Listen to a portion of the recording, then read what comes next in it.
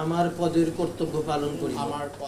কয়েকটি ব্যর্থ অভিযানের পর অবশেষে গোয়েন্দা পুলিশের হাতে আটক হলেন সাবেক সিইসি কাজী হাবিবুল আউয়াল। ২০২৪ সালে দ্বাদশ জাতীয় নির্বাচনে প্রধান নির্বাচন কমিশনার ছিলেন তিনি, যা ডামি নির্বাচন নামেও পরিচিত।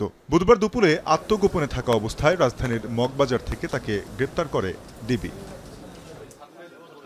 গত ২২ জুন সবশেষ ৩টি জাতীয় নির্বাচনে অনিয়ম ও কারচুপির অভিযোগে শেখ হাসিনা ও সাবেক ৩ প্রধান নির্বাচন কমিশনার সহ মোট ২৪ জনের বিরুদ্ধে মামলা করে বিএনপি।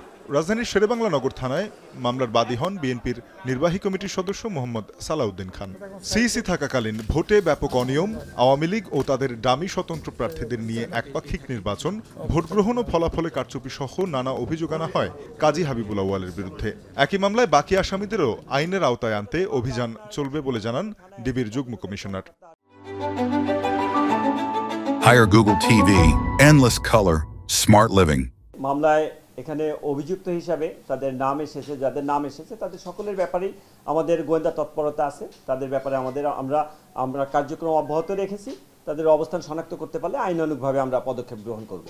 গ্রেপ্তার পরবর্তী প্রক্রিয়া অনুসরণ শেষে তাকে বৃহস্পতিবার আদালতে তোলা হতে পারে বলে জানান ডিবির এই কর্মকর্তা।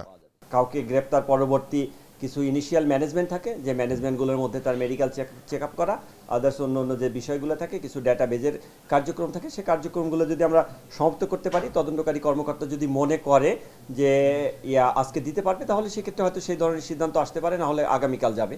এর আগে সাবেক আরেক সিইসি কেএম নুরুল হুদাকে গত রোববার পুলিশে ধরিয়ে দেয় বিক্ষুব্ধ জনতা।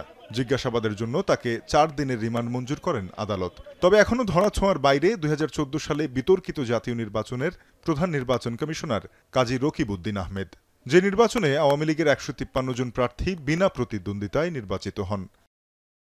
তানজিম শাফিন, এখন, ঢাকা।